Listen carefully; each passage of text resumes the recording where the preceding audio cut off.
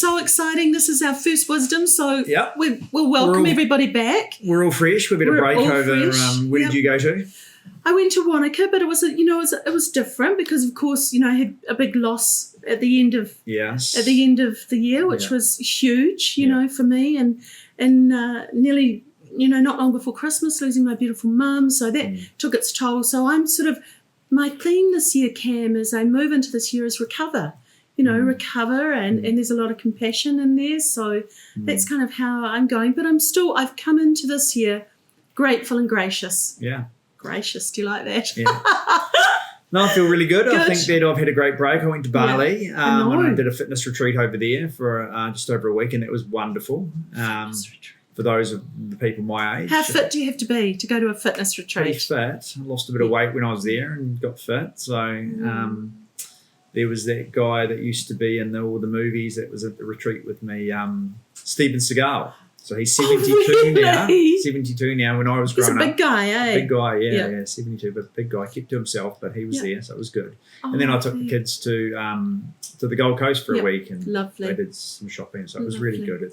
I find it a great time of year to reset, think about what's going on. I try not to think about real estate too much to the end of it. Over that holiday. And just have a great break, and really the market sort of quietens down over that time and everyone's back into it. Just this week I've noticed this tap's been turned on, phones ringing, appraisals happening. People are wanting to move on. Yeah, people are wanting to make decisions. So I think it's going to be a really busy year.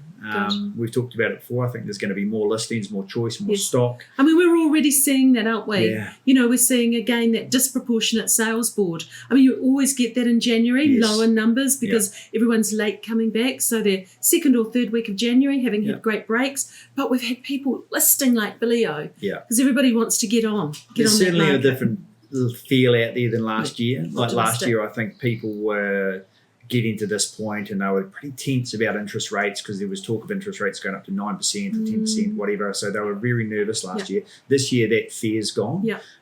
There's still a lot of pain out there. I've had a couple of calls already with people that are having to top houses up. Rental properties they bought a couple of years ago, they top them up $500 a week now, and it just doesn't make sense. I mean, that hurts, doesn't it? That I mean, hurts, that's $2,000 a bloody month. Yeah, that's all your discretionary saving, spending completely gone, obliterated, plus savings. So you are having to do a top up. Yeah. So for those people, it has to be a good property for you to do that. Well, they can't keep it. Yeah. They can't afford to keep it. It just doesn't make sense to them, and so those are the people that are really hurting at the moment. Yeah. And we're still selling houses out there for people that bought them 2 or 3 years ago and not getting their money back. Yeah. So there is a sort of a harder side to real estate out there still, and I think that's going to be there for a year. But there's certainly optimism's the word. Yeah, I think so. I know from talking to my colleagues around the country, because we always do a bit of a check-in. How's your market going in Auckland? How's it going in Hamilton? What's happening in Queenstown? Christchurch and Canterbury really stands out as the place to be. Well, you've only got to drive around. It's exciting. The stadium and all that's well under construction now, so things are happening. I'm noticing areas of the market start to liven up again. Yeah, tell us about those, because you could have some good tips in there for people. Yeah, so, I mean, maybe the section market has been pretty tough because, build costs were so expensive, holding costs were so expensive with interest rates, so people are starting to look around for land again, even in subdivisions. Isn't that starting good? To sell. Yeah. So that's sort of happening. That could be because interest rates are coming back a little bit. Also, the apartment market, townhouse market's moving again, but certain parts of it. Tell us about that. So they were really tough to sell last year. There was a wash of townhouses and units on the market. Still, the tough ones are the ones with no garages. In my opinion, people just don't want those. Yeah. And there's enough choice out there they don't have to buy them now. But if you've got a garage and you've got a modern townhouse, there's definitely buyers out there. Over the Christmas period, we sold 3 off the plans. I know, and they are fabulous. I love. Is this the Chester Street one? Chester Street. I love that position. Up and coming area. Yep. So we sold 3 off the market there, which is great to sell them off the plans. Yeah. And we haven't been doing that for a long time. We've been selling stuff off the plans. And they're a really good value for people. So I think that'll be great. Great. So that's opened up. Right. So I'm going to ask you, so we're looking at some of the trends and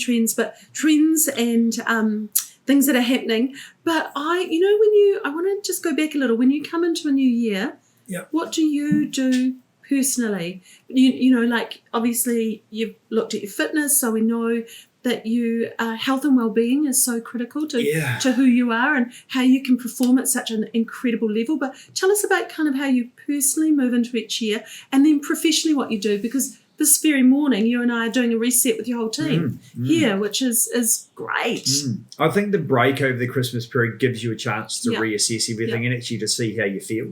And I mean, this year personally, I've got a like a personal theme that I want to love myself, and I've which sounds funny, but wants to love himself, and that means I'm actually reading. Oh my God! I'm reading a book about it at the moment, and it was a mate put me onto it, and it's all about being kind to yourself and actually doing. I so agree with that. And doing what you really want to do, because a lot of time we tell ourselves this negative dialogue in our own heads, and it becomes negative and anti, and you can't do this, and we end up doing all these things that we don't really enjoy. So this year, you're stupid. Why are you even trying it? Someone once said to me, if somebody else spoke to us the way we speak to ourselves, you would never talk to them again. That's exactly right, and it's so true. That's exactly what this book's about. And it was written 40 years ago, but it's got some wonderful lines and some wonderful things. But it's all about being positive and telling yourself the right things and actually doing what you want to do. Because a lot of people,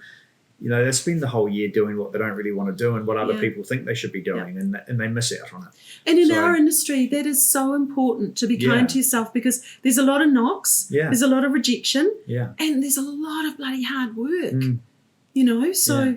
But it's a wonderful year to set yourself up for, the year ahead. Because for many years, Cam, you didn't set holidays, did you? No. You didn't. I worked. I would just grab them when I could. If I had a bit of a quieter week, I'd literally book and fly out the next day. Yeah. And, it's tough to do that. You don't. Let's not recommend that, eh? You don't enjoy it. You don't enjoy it as well, because you've got to pay heaps for the flights and the accommodation. You can't get the hotels that you want.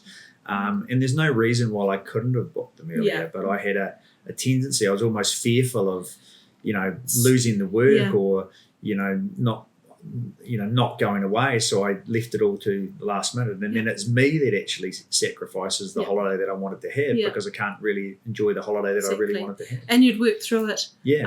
I remember holidays we'd be in the Northern Hemisphere, and I would have the alarm set. Yeah. And if there, some of those hotels in the Northern Hemisphere in France and things, they're bloody small. I would go into the bathroom, put pillows in the bath and set myself up in there, and sort of see what's happening and catch up with my work and all of those sorts of things. And so I was never really in that moment and present. Yeah. And I as much as I thought I was doing the right thing because I was staying connected to the business and wasn't letting people down, I was letting myself down. Yeah. And Johnny. You end up doing both things badly. You don't, you don't enjoy your holiday because you're not present, and then you're not working as well because, you're not on when you're on. You're trying to do a bit of both worlds. Yeah. So, I mean, be where our feet are. Yeah, that's my other thing. Be present, be on, enjoy life. Yep. I mean, you talked about your mum last year. Yeah. I mean, it was a real tough year. Revelation to us all, though, to enjoy family and make the effort, because, they're not there forever.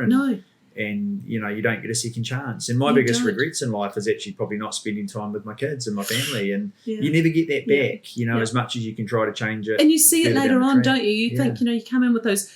I mean, we've been able to stay extremely close with our own family because I've had the support of my mum and dad, my beautiful sister as well. But I know that with other people that I'm aware of, that weren't able to have that support and weren't able to be there, you come in to try and do these big gestures later on and it doesn't quite sit or fit. No, I agree. So there's some real life lessons in that. Yeah. Yeah. So what else have you been up to?